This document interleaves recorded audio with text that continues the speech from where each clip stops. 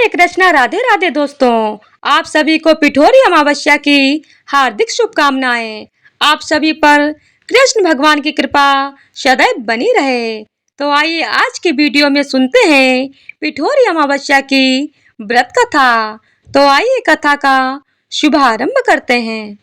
सनातन धर्म में प्रत्येक वर्ष में 12 अमावस्या तिथि पड़ती है, लेकिन इन सभी अमावस्या में भाद्रपद मास की अमावस्या का बड़ा ही विशेष महत्व है। इस मास की अमावस्या को पिठोरी अमावस्या या भादो अमावस्या के नाम से जाना जाता है।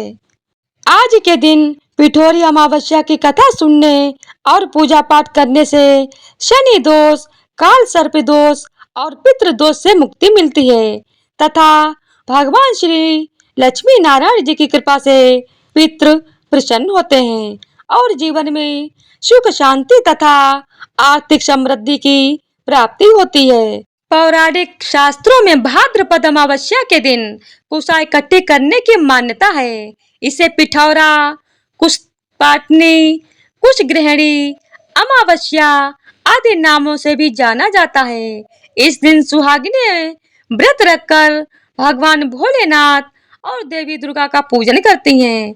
यह दिन पितरों की तृप्ति, पिंडदान, तर्पण और वंश वृद्धि के लिए अधिक महत्वपूर्ण माना जाता है। अमावस्या की शाम पीपल के पेड़ के नीचे सरसों के तेल का दिया लगाने और पितरों का स्मरण और शिव जी और शनि देव की आराधना करने से जीवन में चारों तरफ से लाभ मिलता है। तो आज मैं आपको सुनाने जा रही हूँ पिठोरी अमावस्या की बड़ी दुर्लभ कथा। तो इन कथाओं को बड़ी श्रद्धा और प्रसन्न चित्त मन से पूरा अवश्य सुनिएगा। बहुत समय पहले की बात है। एक परिवार में 7 भाई थे और सभी का विवाह हो चुका था। सबके छोटे छोटे बच्चे भी थे। परिवार की सलामती के लिए फिर 7 भाइयों की पत्नी पिठोरी अमावस्या का व्रत रखना चाहती थी, लेकिन जब पहले साल बड़े भाई की पत्नी ने व्रत रखा तो उनके बेटे की मृत्यु हो गई। दूसरे साल फिर एक और बेटे की मृत्यु हो गई। 7वां साल भी ऐसा ही हुआ। तब बड़े भाई की पत्नी ने इस बार अपने मृत पुत्र का शव कहीं छिपा दिया। गांव की कुल देवी माँ पोलेरम्पा उस समय गांव के लोगों की रक्षा के लिए पहरा दे रही थी। उन्होंने जब इस दुखी माँ को देखा तो वजह जाननी चाहिए। तब बड़े भाई की पत्नी ने सारा किस्सा देवी पोलेरम्मा को सुनाया तो देवी को उस पर दया आ गई। देवी पोलेरम्मा ने उस दुखी माँ से कहा कि वह उन सभी स्थानों पर हल्दी छिड़क दे जहाँ जहाँ उनके बेटों का अंतिम संस्कार हुआ है। तब बड़े भाई की पत्नी ने ऐसा ही किया। जब वह घर लौटी तो 7 पुत्र को जीवित देख उसकी खुशी का ठिकाना ना रहा। तभी से उस गांव की हर माता अपने संतान की लंबी उम्र की कामना से पिठोरी अमावस्या का व्रत रखने लगी। आज के दिन यह कथा सुनी और पढ़ी जाती है। उत्तर भारत में यह पर्व पिठोरी अमावस्या के नाम से माता दुर्गा की आराधना करके मनाया जाता है। वहीं दक्षिण भारत में यह त्योहार पोलाला अमावस्या के रूप में माँ पोलेरम्मा, जिन्हें माँ दुर्गा का ही एक रूप माना जाता है, कि पूजा अर्चना के साथ मनाने की परंपरा है। माता पार्वती ने कहा था कि इस व्रत से बच्चों को सुख समृद्धि मिलती है और वे बहादुर बनते हैं। अब आइए श्रवण करते हैं पिठोरी अमावस्या की दूसरी कथा, जिसे सुनने के बाद ही व्रत पूर्ण माना जाता है। पौराणिक कथा के अनुसार एक साहूकार के 7 बेटे और 7 बहुओं के साथ एक बेटी भी थी। साहूकार के घर रोज एक जोगी आता था जिसे साहूकार की बहू भिक्षा देती थी। उस जोगी को जब साहूकार की बेटी भिक्षा देने आती तो वह उससे भिक्षा नहीं लेता था और कहता कि तेरे भाग्य में सुहाग की जगह दुहाग लिखा है। लड़की को उस जोगी की यह बात सुनकर बहुत बुरी लगती थी और एक दिन वह अपनी माँ से रोते रोते जोगी की बात बताने लगी। सारी बात सुनकर माँ कहती है कि कल जब जोगी आएगा तब मैं सुनती हूँ कि वह क्या कहता है और क्यों कहता है।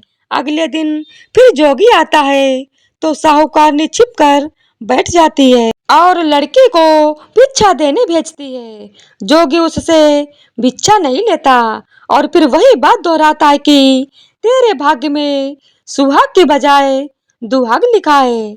लड़की की माँ बाहर निकल कर आती है और जोगी से कहती है कि एक तो हम तुम्हें भिक्षा देते हैं और तू हमें गाली देता है। जोगी कहता है कि मैं गाली नहीं दे रहा हूँ, जो बात सच है वही कहता हूँ।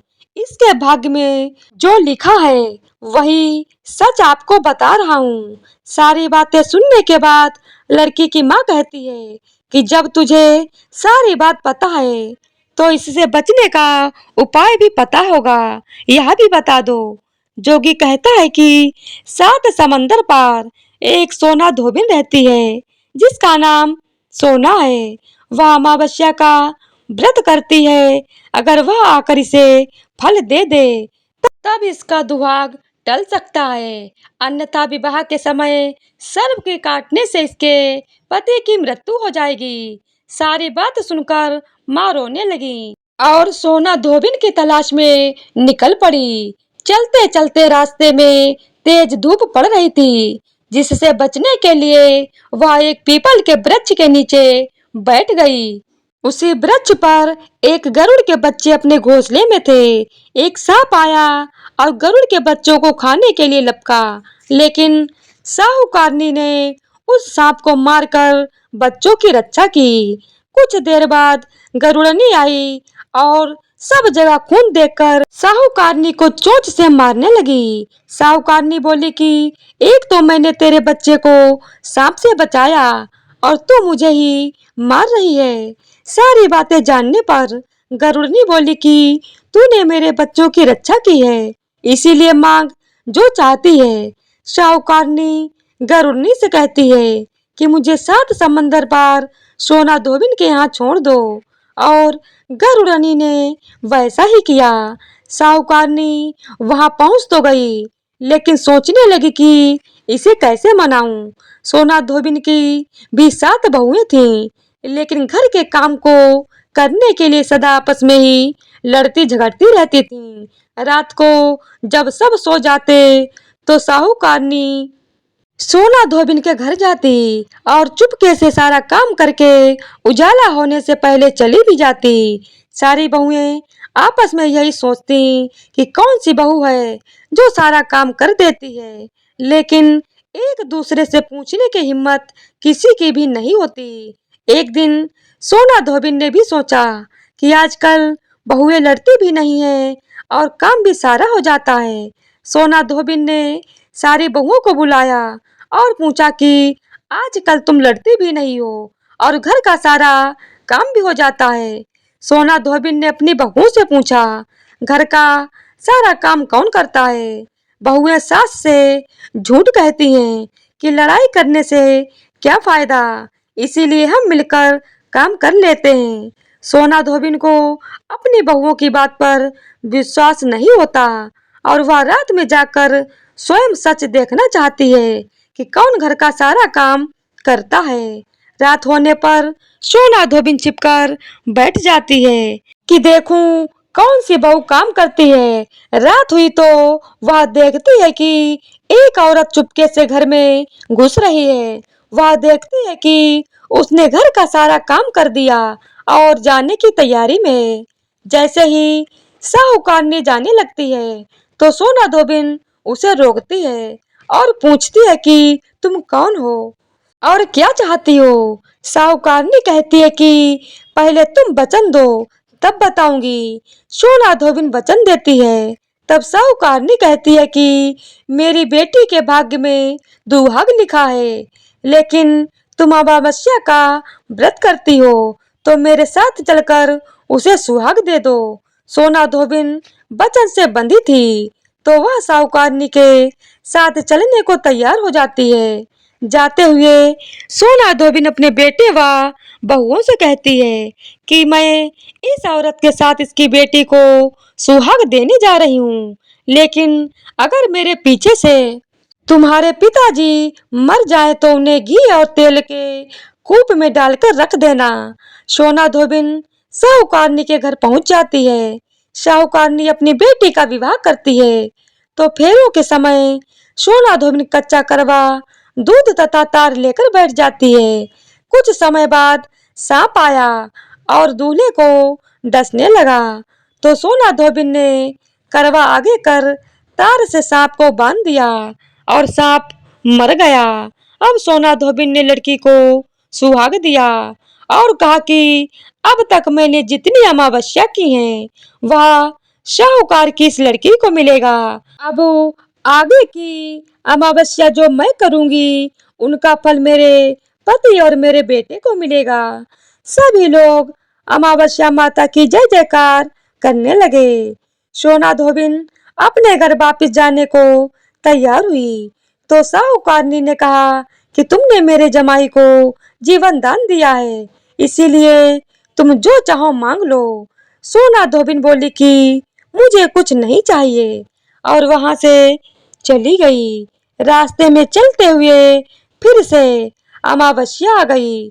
उसने पीपल के पेड़ के नीचे बैठकर कहानी कही, व्रत रखा और पीपल के पेड़ की 108 बार परिक्रमा की।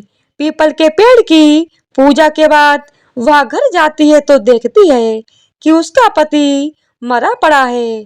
अब रास्ते में जो अमावस्या उसने की थी, उसका फल अपने पति को दे दिया, जिसके प्रभाव से वह पुनः जीवित हो गया।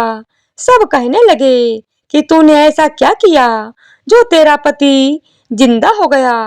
वह कहती है कि मैंने तो ऐसा कुछ नहीं किया है, बस रास्ते में अमावस्या तिथि आ गई थी, जिसका मैंने व्रत किया, कहानी कही और पीपल के वृक्ष की 108 बार परिक्रमा की। अब सारी नगरी में ढिंढोरा पिटवा दिया गया कि हर कोई अमावस्या का व्रत करेगा, पूजा करेगा, कहानी कहेगा और पीपल के वृक्ष की 108 बार परिक्रमा करेगा। हे अमावस्या माता, जैसा आपने साहूकार की बेटी का सुहाग दिया, वैसे ही सबको देना। अब आइए अंत में श्रवण करते हैं अमावस्या व्रत की तीसरी कथा, जिसे सुनने मात्र से सभी मनोकामनाएं पूर्ण होती हैं। भगवान श्री कृष्ण से एक बार पक्षीराज गरुड़ ने पूछा, हे प्रभु, पृथ्वी पर लोग अपने मृत पितरों का श्राद्ध करते हैं, उनकी रुचि का भोजन ब्राह्मणों आदि को कराते हैं, पर क्या पितृलोक से पृथ्वी पर आकर श्राद्ध में भोजन करते पितरों को किसी ने देखा भी है? भगवान श्री कृष्ण ने कहा, हे गरुड़, तुम्हारी शंका का निवारण करने के लिए मैं देवी सीता के साथ हुई घटना सुनाता हूँ। सीता जी ने पुष्कर तीर्थ में अपने ससुरादि 3 पितरों को श्राद्ध में निमंत्रित ब्राह्मणों के शरीर में देखा था। वह कथा सुनो।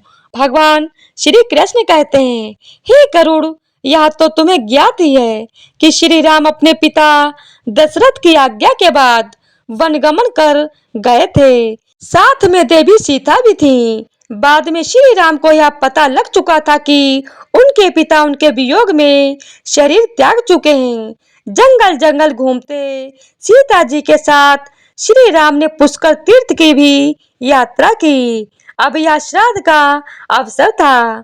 ऐसे में पिता का श्राद्ध पुष्कर में हो, इससे श्रेष्ठ क्या हो सकता था। तीर्थ में पहुंचकर उन्होंने श्राद्ध की तैयारियां आरंभ की। श्री राम ने स्वयं ही विभिन्न शाक, फल एवं अन्य उचित खाद्य सामग्री एकत्रित की। जानकी जी ने भोजन तैयार किया। उन्होंने एक पके हुए फल को सिद्ध करके श्री राम जी के सामने उपस्थित किया। श्री राम ने ऋषियों और ब्राह्मणों को सम्मान सहित आमंत्रित किया। श्राद्ध कर्म में दीक्षित श्री राम की आज्ञा से स्वयं दीक्षित होकर सीता जी ने उस धर्म का सम्यक और उचित पालन किया तथा सारी तैयारियां संपन्न हो गईं। अब श्राद्ध में आने वाले ऋषियों और ब्राह्मणों की प्रतीक्षा थी। उस समय सूर्य आकाश मंडल के मध्य पहुंच गए और कुतुब मुहूर्त यानी दिन का 8वां मुहूर्त अथवा दोपहर हो गई। श्री राम ने जिन ऋषियों को निमंत्रित किया था वे सभी आ गए थे। श्री राम ने सभी ऋषियों और ब्राह्मणों का स्वागत और आदर सत्कार किया तथा भोजन करने के लिए आग्रह किया। ऋषियों और ब्राह्मणों को भोजन हेतु आसन ग्रहण करने के बाद जानकी अन्न परोसने के लिए वहां आई। उन्होंने कुछ भोजन बड़े ही भक्ति भाव से ऋषियों के समक्ष पत्तों के बने थाली पर परोसा। वे ब्राह्मणों के बीच भी गईं, पर अचानक ही जानकी भोजन करते ब्राह्मणों और ऋषियों के बीच से निकल गईं और तुरंत वहां से दूर चली गईं। सीता जी लताओं के मध्य छिपकर जा बैठी। यह क्रियाकलाप श्री राम देख रहे थे। सीता के इस कृत्य से श्री राम कुछ चकित हो गए। फिर उन्होंने विचार किया कि ब्राह्मणों को बिना भोजन कराए साध्वी सीता लज्जा के कारण कहीं चली गई होंगी। सीता जी एकांत में जा बैठी हैं। फिर श्री राम जी ने सोचा, अचानक इस कार्य का क्या कारण हो सकता है।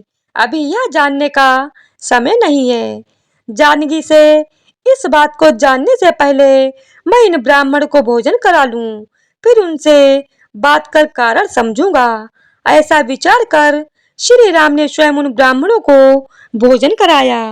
भोजन के बाद ऋषियों को विदा करते समय श्री राम के मस्तिष्क में यह बात रह रहकर कौंध कर रही थी कि सीता ने ऐसा अप्रत्याशित व्यवहार क्यों किया।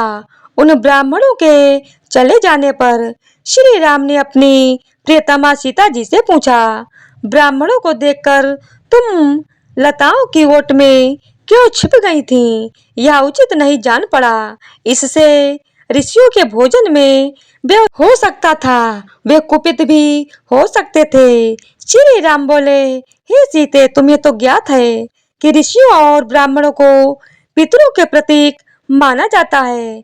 ऐसे में तुमने ऐसा क्यों किया? इसका कारण जानने की इच्छा है। मुझे अविलंब बताओ। श्री राम के ऐसा कहने पर सीता जी मुंह नीचे कर सामने खड़ी हो गईं और अपने नेत्रों से आंसू बहाती हुई बोली, हे नाथ, मैंने यहाँ जिस प्रकार का आश्चर्य देखा है उसे आप ध्यान से सुनिए। इस श्राद्ध में उपस्थित ब्राह्मणों की अगली पंक्ति में मैंने 2 महापुरुषों को देखा जो राजा जैसे प्रतीत हो रहे थे। ऋषियों ब्राह्मणों के बीच सजे धजे राजा महाराजा जैसे महापुरुषों को देख मैं अचरज में थी। तभी मैंने आपके पिताश्री के भी दर्शन किए। वह भी सभी तरह के राजसी वस्त्रों और आभूषणों से सुशोभित थे। आपके पिता को देखकर मैं बिना बताए एकांत में चली आई। मुझे न केवल लज्जा का बोध हुआ, वरन मेरे विचार में कुछ और भी आया। तभी निर्णय लिया, हे प्रभु, पेड़ों की छाल, वल्कल और मृग चर्म धारण करके मैं अपने ससुर के सम्मुख कैसे जा सकती थी। मैं आपसे यह सत्य कह रही हूँ, अपने हाथ से राजा को मैं वह भोजन कैसे दे सकती थी जिसके दासों के दास भी वैसा भोजन नहीं करते। मिट्टी और पत्तों आदि से बने पात्रों में उस अन्न को रख कर मैं उन्हें कैसे देती। मैं तो वही हूँ जो पहले सभी प्रकार के आभूषणों से सुशोभित रहती थी और आपके पिताश्री मुझे वैसी स्थिति में देख चुके थे।